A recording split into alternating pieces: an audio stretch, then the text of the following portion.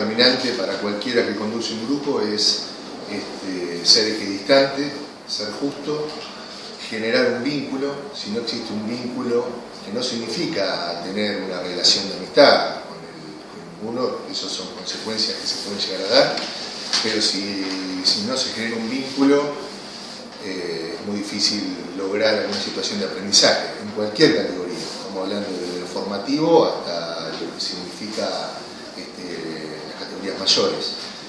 La filosofía de trabajo que a mi juicio tiene que tener un preparador físico o en el área de mi competencia es tener una mirada global, equilibrada y formar parte justamente de un equipo. Y formar parte de un equipo es relegar muchas veces cuestiones que tienen que ver con lo estrictamente personal, y todo lo que se haga es en función de que la cosa funcione digamos, globalmente.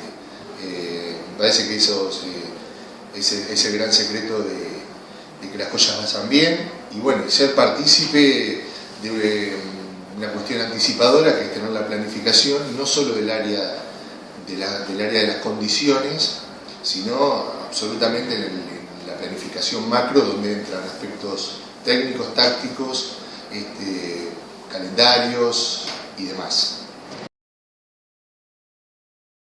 Desde hace una década a esta parte, entender la preparación física disociada es un desconcepto, o sea que la fusión de la preparación física con el deporte en cuestión es determinante.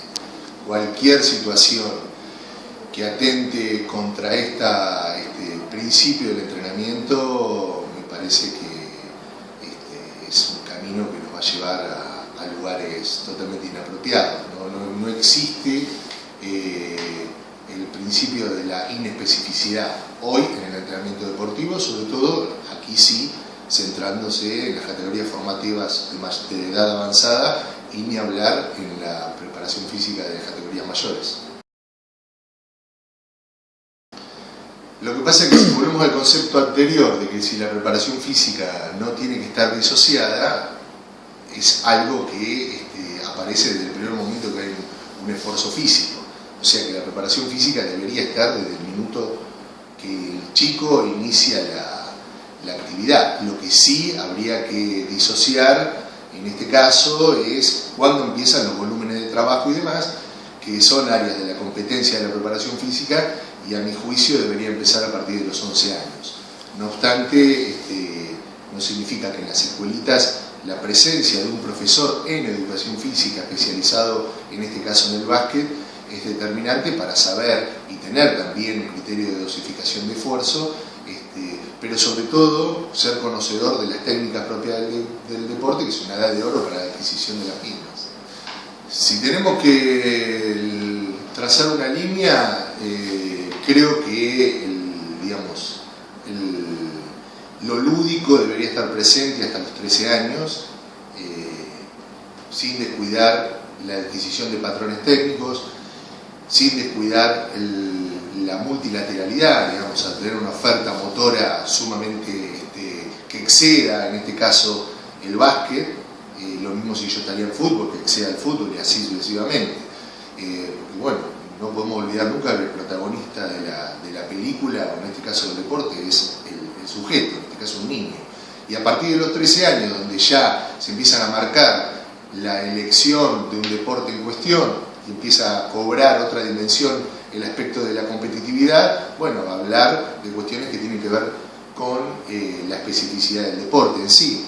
Empezar a jugar a un juego de roles, que todos tengan la posibilidad de jugar en todos los roles antes de los 13 años, y luego a los 13 años también, pero ya se empieza a marcar ciertos posicionamientos, que eso lo va a dar la envergadura del jugador, la situación de competencia y demás. Que antes de posicionarse en cuestiones que tienen que ver con lo condicional, ¿qué significa esto? Con correr más rápido, con levantar más carga, con hacer más flexiones o saltar más, centrarse estrictamente en los aspectos técnicos, sino en correr mejor, en saltar mejor, en no detenerse en cuestiones que son aisladas a la situación de lo impredecible, que es una situación de balón y de oposición. Entonces esos son elementos que no pueden faltar nunca a la hora de trabajar determinados aspectos de los patrones motores.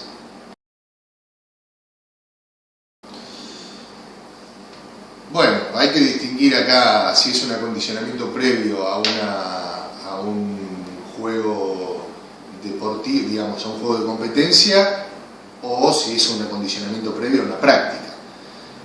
Yo acá hago una discriminación. Si estamos hablando de categorías mayores, de juegos federados, donde el aspecto competitivo es el ingrediente más importante, y a esto se le supone que va a haber público y demás, creo yo que el acondicionamiento previo tiene que ser el mismo, sistematizado, que con un simple guiño, seña, el jugador ya responda a esa señal, para que no haya ningún tipo de, digamos, no se pierda nunca el objetivo de que madre, que va a ser el juego venidero, inmediato, a los 20-25 minutos. Si nosotros ahí nos ponemos a explicar, nos ponemos a mostrar, hacemos que el foco de atención se disperse, y nosotros tenemos que entender de que en ese caso el cuerpo, todo, mente, esté pensando en la contienda deportiva que viene. Lo que tiene que atender son los aspectos generales, los aspectos específicos, la presencia del balón me parece determinante, y los aspectos que tienen que ver con lo estático, dinámico, llámense trabajo de flexibilidad y elongación, bueno, responder a los principios básicos de esta área de la condición, o sea, que exista con presencia contundente trabajos que mejoren la condición muscular o artromuscular, porque bueno, sabemos también que es una profilaxis a la hora de realizar un esfuerzo físico, o sea, no entiendo yo las entradas en calor o el acondicionamiento previo sin la presencia del trabajo de flexibilidad o de elongación, ¿sí? Ahora luego podemos hablar si la elongación tiene que ser dinámica o estática. No está comprobado que alguna de las dos tenga mayor predisposición. Hay trabajos de investigación que hoy promueven más la elongación dinámica, a la cual yo practico y adhiero, pero no descarto nunca en principio la elongación estática. Se le pueden incorporar elementos y demás. En cuanto a la entrada en calor o el acondicionamiento previo, pre-sesión, bueno, variada y sin perder el objetivo, sobre todo de la primera sesión, digamos, de la primera parte de la sesión de entrenamiento. ¿Qué significa esto? Que si el entrenador ese día va a trabajar aspectos que tienen que ver con la defensa, o aspectos que tienen que ver con la transición o ataque rápido, bueno, el objetivo tiene que atender a esos primeros 15 minutos de práctica, que son los que va a despertar o determinadas cadenas motoras y esfuerzos al cual tiene que apuntar esta sesión. Por eso es determinante que el acondicionamiento previo tenga un lineamiento directo con lo que va a suceder. Y aquí aparece el concepto de especificidad y el concepto anticipador. No existe la posibilidad de hacer las cosas bien si el preparador físico no sabe lo que va a suceder en la práctica a la cual digamos, va a estar sometido un deportista, un jugador. Mirá, los aspectos de elongación, repetimos lo que decíamos hoy, podemos poner un pantallazo sobre general, sobre dinámicas y estáticas, o intermedias o mixtas. La verdad que la presencia debería estar siempre en la pre y en la post práctica o post juego. En la pre hay una mayor predisposición, aumenta la vasodilatación en los terminales, en la sección músculo-tendinosa, aumenta la temperatura local, o sea que pensar en que no exista la elongación antes del juego, todavía no hay bibliografía seria que demuestre que ese sea el camino. Y post juego, bueno, no solo ayuda a la regeneración muscular, sino que además es un detector de posibles contusiones o dolencias que haya dejado la contienda deportiva. Yo me guío mucho por los trabajos que a mi juicio son serios de determinados autores e intento tener un comportamiento sistemático. He tenido la suerte en mis 20 años o más de 20 años de preparador físico en el básquet de no acarrear lesiones por pereza en dejar aspectos que tienen que ver con la flexibilidad y la elongación, no solo en ninguna sesión deportiva, sino en ningún partido. Digo yo puntualmente en esto, o sea, lesiones he tenido, imagínense, en 20 años de carrera me han pasado de todo, pero en ningún caso por falta de presencia de este componente que a mi juicio es determinante para la buena predisposición del cuerpo para atender un partido o una sesión.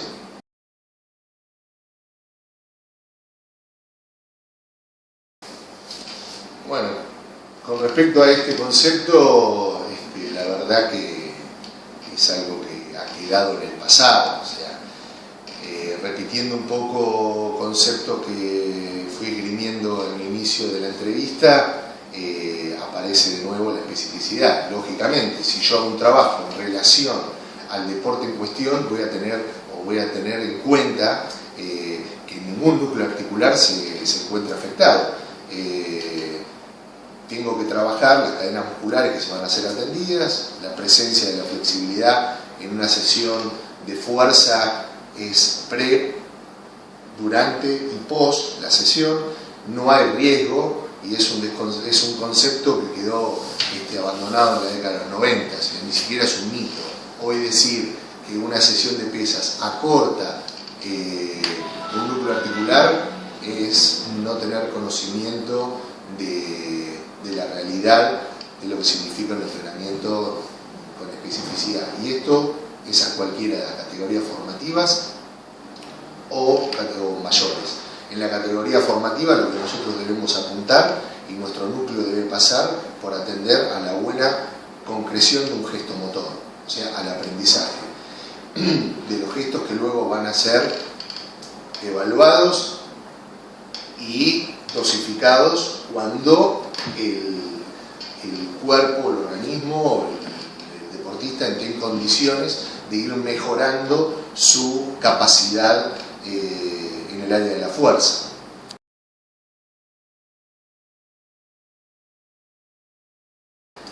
Mirá, las tendencias que hay hoy, me parece que todo son recursos para apropiarse.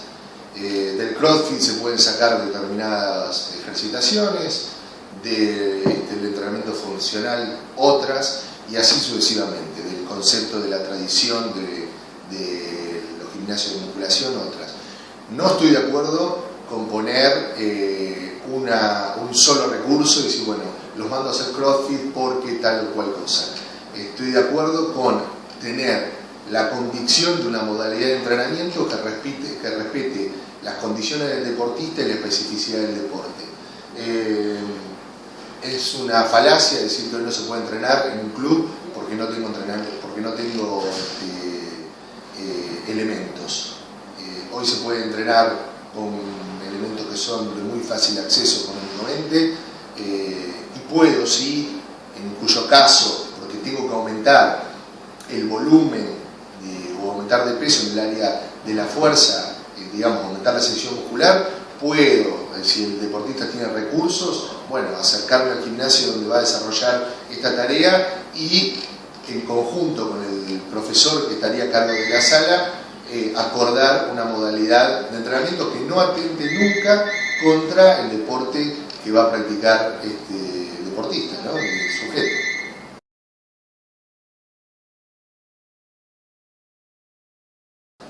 Bueno, son dos cosas muy diferentes. Las pasadas coincidieron hoy que no tienen que ver con el básquet. La explicación de aquellos que lo practican es que se someten a un medio ácido porque aumenta la producción de lactato y demás. La verdad que ese tipo de trabajo se puede adaptar a la cancha de básquet, se puede adaptar a la presencia del balón, del oponente, con o sin balón, miles de recursos.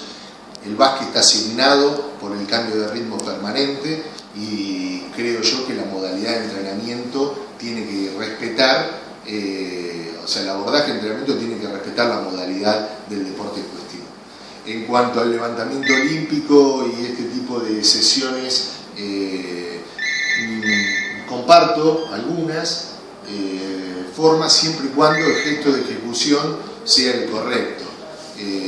Para esto es muy importante una etapa, en la etapa formativa, que atienda este estereotipo motor para una correcta ejecución.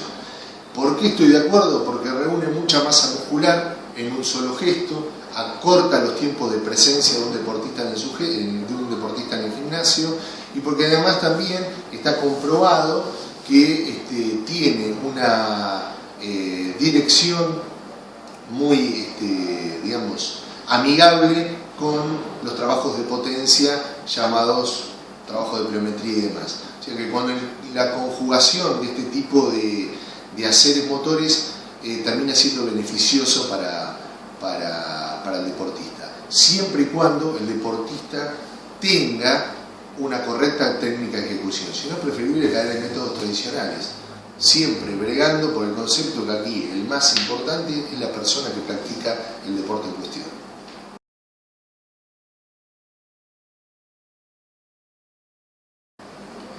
En realidad el primer acercamiento que hay es todo vía mail. Una vez que está la lista de convocados, se hace un trabajo de base para que puedan abordar la preparación del equipo, digamos, de la selección de la mejor manera posible y evitar esos primeros días de sobrecarga. No hay articulación con los preparadores físicos, en general hay un tiempo bastante prudencial entre la culminación de los torneos y el comienzo de la preparación, sí directamente con los jugadores. Y en cuanto a cómo se planifica, como decíamos en un principio, se dosifica absolutamente toda la actividad. No es que hay un área de preparación física y un área de preparación técnica o táctica, sino que se toma como un conjunto y en función de eso se hace, digamos, se planifica, por ejemplo, un ataque rápido, cuántos tiempos, cuántas pasadas va a hacer cada jugador y demás, con tiempo de ejecución y tiempo de pausa. En el área de preparación física exclusiva, una vez que se determina cuáles son las carencias de cada un jugador, se trabaja de forma disociada. El modelo que tiene la selección argentina hace 3 años a esta parte es de un solo turno, donde las particularidades se atienden 1 hora antes, se va con un grupo designado, se atienden las cuestiones que mejorar por cada individuo, y luego se hace un break de aproximadamente 40 minutos que se aprovecha para una ingesta de fruta, de cereal y de rehidratación, y ahí aparece lo que es la práctica grupal, que tiene una duración aproximadamente de 1 hora 40, 1 hora 50. El volumen de entrenamiento de la selección argentina de básquet ronda entre las 3 horas, 3 horas y media, sin contemplar lo que significan traslados y demás. Pero esa es la modalidad de trabajo que tiene la selección argentina, que por otra parte responde a tendencias internacionales, ¿no? Hablemos de la NBA o de la Liga Española, Italiana, o si se quiere también Liga Francesa.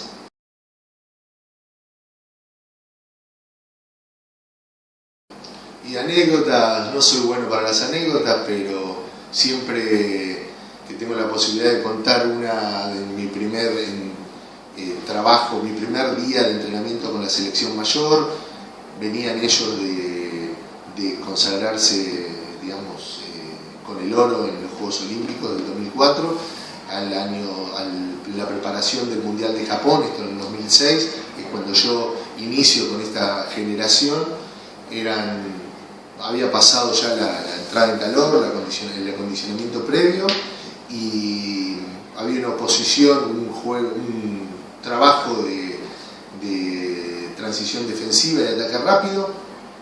No habían pasado ni 7 minutos de la práctica y una pelota que todavía estaba viva, estaba fuera del rectángulo de juego, pero viva, no había tocado en ningún lado.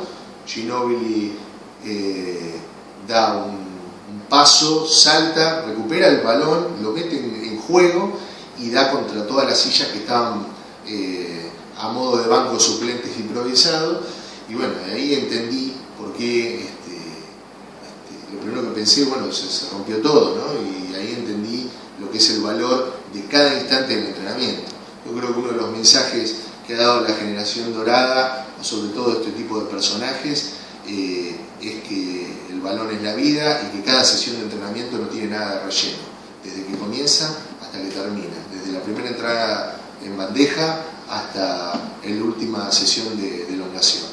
Nada es, como decía recién, de relleno o de decoro. Todo es en función de lograr el objetivo que tiene cualquier deportista, que es tener su mejor versión todos los días y conseguir logros en el ámbito deportivo. Y de hecho está mirar para atrás a la generación dorada con todos los logros que se han conseguido, porque esto no solo es en el básquet, sino que lo podemos trasladar a cualquier deporte. Aquel que no pasa por los ejercicios, aquel que no pasa por los entrenamientos, seguramente ha sido o estará siendo hoy una figura en el deporte a nivel nacional y algunos a nivel internacional.